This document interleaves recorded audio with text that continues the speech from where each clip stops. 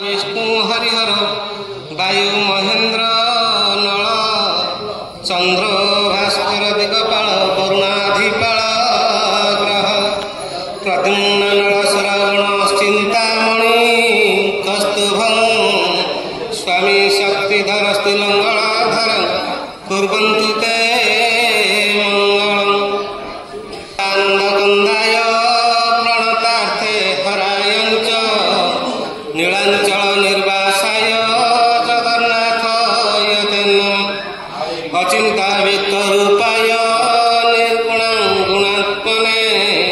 समस्त जगत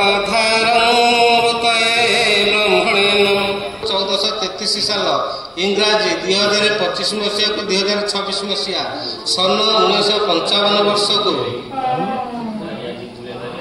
श्री ब्रह्मांड परमायु 100 वर्ष रु प्रथम परार्ध 50 वर्ष भोग जाई द्वितीय परार्ध भोग रहा 13 दंड 41 लीता मात्र श्री भारत स्वाधीनार्थे 78 वर्ष रु 79 वर्ष एतक उत्तर 4 जुगर निर्णय कहला सत्य जुगार्ध 13,28,000 वर्षर मध्य वैशाख शुक्ल पक्ष तृतीया आदित्य बासरे बा रविवार सत्य जुगर उत्पत्ति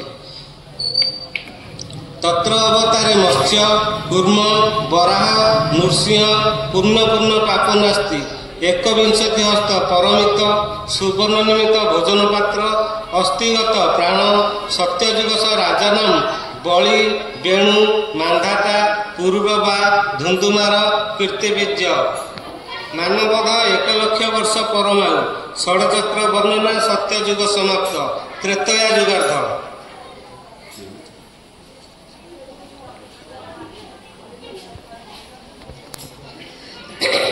जुगार्ध 12,96,000 वर्षर मध्य कार्तिक शुक्ल नवमी चंद्रवासरे बा सोमवार त्रेतया जुगर उत्पत्ति तत्र अवतारे वामन परशुराम श्रीराम मानवदेह 14 हस्त परमित मांसगत प्राण मानवदेह 10 सहस्र वर्ष परमायु रौप्य निर्मित भोजन पात्र तस्य जुगस राजा नाम अनुदय सागर अंशुमान दिलीप भगीरथ हरिचंद्र रघु अज दशरथ श्रीराम और लवकुश एत चक्र वर्णना त्रेतया जुग समाप्त द्वापर जुगार्ध 8,64,000 वर्षर मध्य आसीन कृष्ण पक्ष त्रयोदशी बृहस्पति बासरे बा गुरुवार द्वापर जुगर उत्पत्ति तत्र अवतार श्रीकृष्ण बुद्ध नैमिषारण्य तीर्थानाम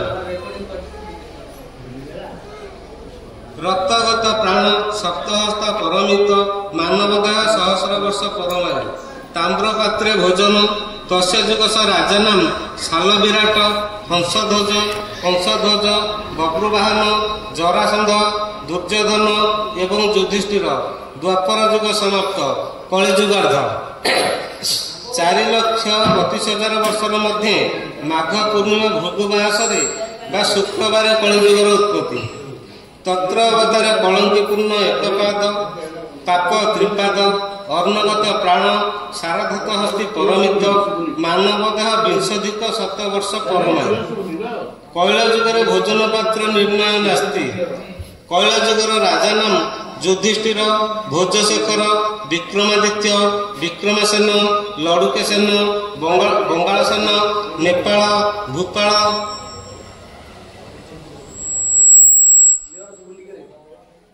6,16,878 वर्ष वर्तमान ये संवत्सर राजा बृहस्पति मंत्री रवि गुरधा बुध ग्रह विप्र चंद्र परीक्षक शनि करण मंगल डगर शुक्र ताढ़नीय बृहस्पति पालकाधिप चंद्र प्रतिपालकाधिप मंगल हेबे ये संवत्सर अर्थरक्षक रवि आस्थान रक्षक बुध प्रतिहारी शनि दंडकार मंगल संग्रामदीप रवि शस्याधिप बुध अर्घ्याधिप रवि रसाधिप शुक्र निरसाधिप बुध दुर्गाधिप रवि धन्यधिप मंगल मेघाधिप रवि फलाधिप रवि धन्याधिप बुध एवं मेघर फल संवर्त शस्यपूर्ण भवती वसुमती सर्वता बारीजुक्ता ये संवर्तक मेघ युवा अवस्था आरथर बाल्य अवस्था ଏଥର ହେଲା ଯୁବାବସ୍ଥା।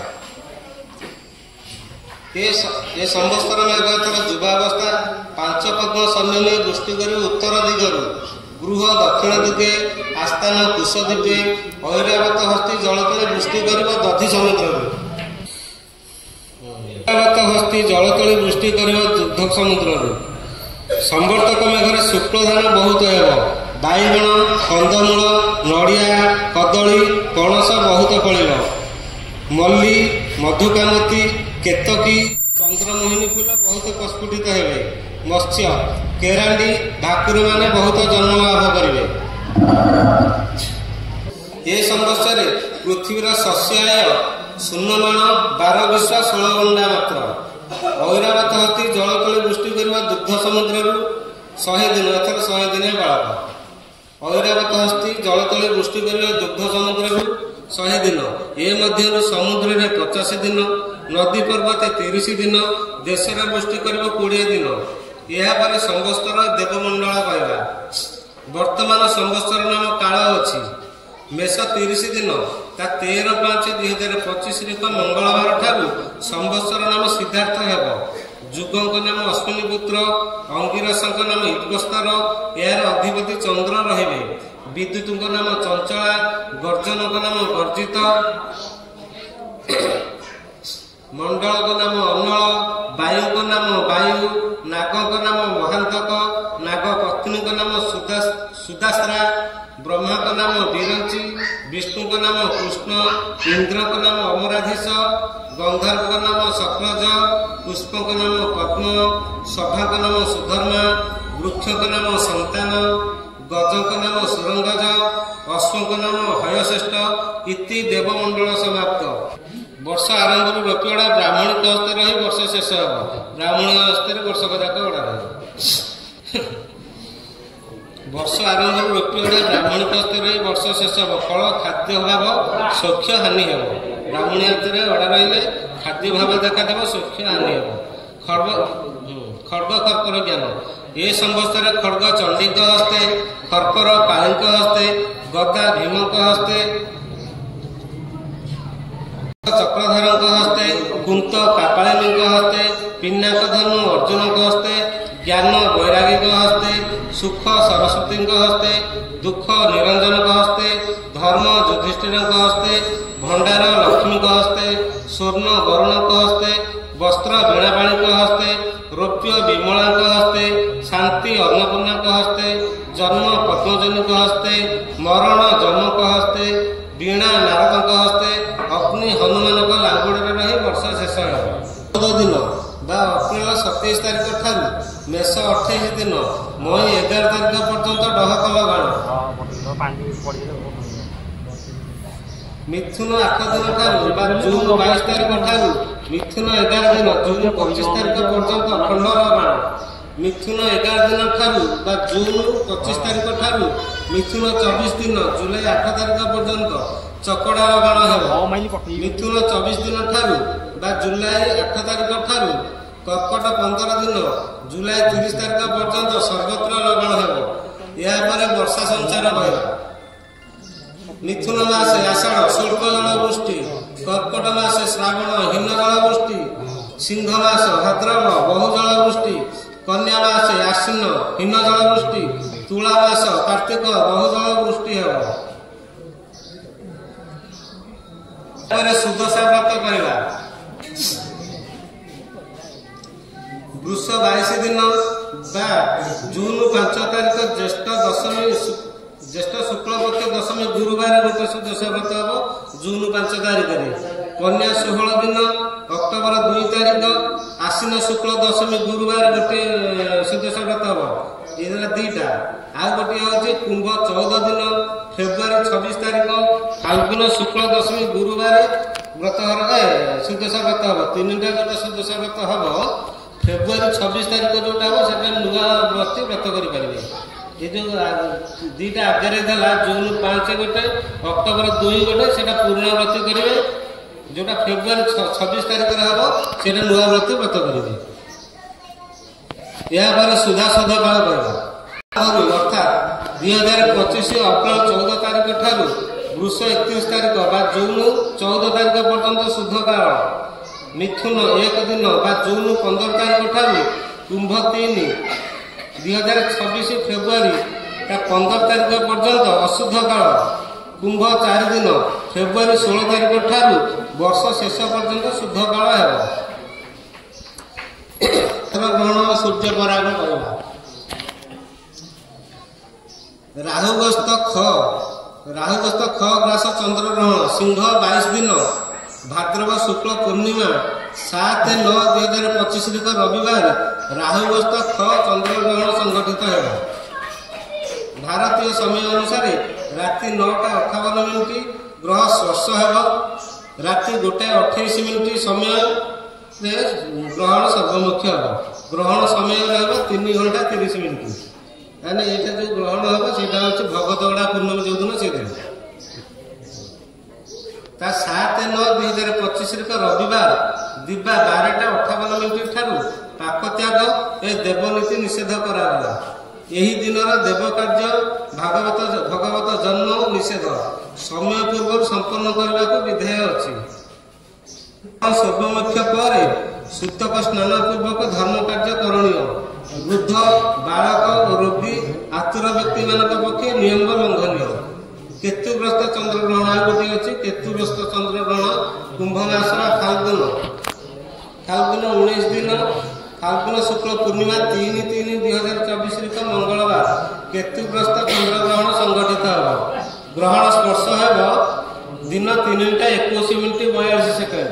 ସର୍ବମୁଖ୍ୟ ହେବ ରାତି 6:50:18। ଗ୍ରହଣଟା ରହିବ 3 ଘଣ୍ଟା 28 ମିନିଟ୍ 36 ସେକେଣ୍ଡ। ଉକ୍ତ ଦିନରେ ଗ୍ରହଣ ପୂର୍ବରୁ 12 ଘଣ୍ଟା ପୂର୍ବରୁ ତା 2/3/2026 ସୋମବାର ରାତ୍ରି 3:22 ଠାରୁ ପାକତ୍ୟାଗ ଦେବନୀତି ନିଷେଧ କରାଗଲା। ଏଇ ଯୋଉ ଦିନଟା ହେଲା ଆମର ଏଇଟା ହେଉଛି ଆର ବର୍ଷ ଦୋଳ ପୂର୍ଣ୍ଣମୀ ଦିନ। ଆଜି ଯେଉଁ ଦୋଳ ପୂର୍ଣ୍ଣମୀ ଆଜି ଦିନ ଗ୍ରହଣ ଲାଗିଲା ଆର ବର୍ଷ। ସେଇଟା ଦୋଳ ପୂର୍ଣ୍ଣମୀ ଗ୍ରହଣ ଲାଗିଲା। ସେଇଟା ଗ୍ରହଣ ପରେ ବା ମଙ୍ଗଳବାର ରାତି 6:05 ପରେ ସ୍ନାନ ସାରି ଦେବନୀତି ପାକ କର୍ମ କରଣୀୟ। ବୃଦ୍ଧ ବାଳକ ରୋଗୀ ଆତୁର ବ୍ୟକ୍ତିଙ୍କ ପକ୍ଷେ ନିୟମ ଲଙ୍ଘନୀୟ। ସଂଖ୍ୟା କହିବା। ବର୍ଷା 11 ଭାଗ, ବାତ 11 ଭାଗ, ଧାନ୍ୟ 5 ଭାଗ, ଶୁକ୍ଳ ଧାନ୍ୟ 2 ଭାଗ, କୃଷ୍ଣ ଧାନ୍ୟ 1 ଭାଗ, ପିତ୍ତ ଧାନ୍ୟ 1 ଭାଗ, ରଙ୍ଗ ଧାନ୍ୟ 1 ଭାଗ, ଚୂର୍ଣ୍ଣ 13 ଭାଗ, ଶୀତ 17 ଭାଗ, ଉଷ୍ମ 13 ଭାଗ, ହାନି 15 ଭାଗ, ବୃଦ୍ଧି 15 ଭାଗ, ଆଚାର 11 ଭାଗ, ଦୁରାଚାର 15 ଭାଗ, ମରଣ 11 ଭାଗ, ଜନ୍ମ 13 ଭାଗ, ଦେଶ ଉପଦ୍ରବ୍ୟ 13 ଭାଗ, ଦେଶ ସ୍ୱାସ୍ଥ୍ୟ 9 ଭାଗ, ଚୌରଭୟ 4 ଭାଗ 2 ପା, ଚୌରନାଶ 4 ଭାଗ 2 ପା, ଅଗ୍ନିଭୟ 1 ଭାଗ 2 ପା, ଅଗ୍ନିନାଶ 5 ଭାଗ 2 ପା, ପାପ 7 ଭାଗ 2 ପା, ପୁଣ୍ୟ 5 ଭାଗ 2 ପା, ଶସ୍ୟ ବୃଦ୍ଧି 6 ଭାଗ 2 ପା, ଶସ୍ୟ ହାନି 6 ଭାଗ 2 ପା, ମତ୍ସ୍ୟ 6 ଭାଗ, ମାଛି 11 ଭାଗ, ମଶା 18 ଭାଗ, ମୂଷିକ 12 ଭାଗ, ପିମ୍ପୁଡ଼ି 12 ଭାଗ, ହରସ 10 ଭାଗ, ବିରସ 10 ଭାଗ, ଧୋଇ 8 ଭାଗ 2 ପା, ମରୁଡ଼ି 6 ଭାଗ 2 ପା, ଘଡ଼ଘଡ଼ି 12 ଭାଗ, ଚଢ଼ଚଢ଼ି 12 ଭାଗ, ନାନାଦି ଜୀବଜନ୍ତୁ 105 ଭାଗର ମଧ୍ୟରେ ରହିବେ। ବିଭାଗର କହିବା। ମେଷ ମାସ ବୈଶାଖ ମାସ। ବୈଶାଖ ମାସର 5 ଦିନ, 9 ଦିନ, 16 ଦିନ, 17 ଦିନ, 18 ଦିନ, 24 ଦିନ, 26 ଦିନ, 30 ଦିନ। ବୃଷ ମାସ ଜ୍ୟେଷ୍ଠ 3 ଦିନ, 5 ଦିନ, 8 ଦିନ, 9 ଦିନ, 10 ଦିନ, 11 ଦିନ, 14 ଦିନ, 19 ଦିନ, 20 ଦିନ, 22 ଦିନ, 23 ଦିନ, 24 ଦିନ, 25 ଦିନ। ବିଛା ମାସ ମାର୍ଗଶିର 8 ଦିନ, 9 ଦିନ, 11 ଦିନ, 12 ଦିନ, 15 ଦିନ। କୁମ୍ଭ ମାସ ଫାଲ୍ଗୁନ 7 ଦିନ, 8 ଦିନ, 9 ଦିନ, 10 ଦିନ, 13 ଦିନ, 14 ଦିନ, 21 ଦିନ, 23 ଦିନ, 24 ଦିନ, 25 ଦିନ ବିଭାଗର ଅଛି। ବ୍ରତ ବନାୟନ କହିବା। ମେଷ ମାସର 5 ଦିନ, 17 ଦିନ, 18 ଦିନ, 19 ଦିନ, 24 ଦିନ, 26 ଦିନ। ବୃଷ ମାସର 8 ଦିନ, 11 ଦିନ, 14 ଦିନ, 15 ଦିନ। 14 ବ୍ୟୟ 4 ବୃଷ ରାଶି, ଆୟ 8 ବ୍ୟୟ 7 ମିଥୁନ ରାଶି, ଆୟ 14 ବ୍ୟୟ 6 କର୍କଟ ରାଶି, ଆୟ 8 ବ୍ୟୟ 5 ସିଂହ ରାଶି, आय 11 व्यय 4 कन्या राशि आय 14 व्यय 6 तुला राशि आय 8 व्यय 7 बिच्छा राशि आय 14 व्यय 4 धनु राशि आय 11 व्यय 6 मकर राशि आय 5 व्यय 7 कुंभ राशि आय 5 व्यय 7 मीन राशि आय 11 व्यय 6।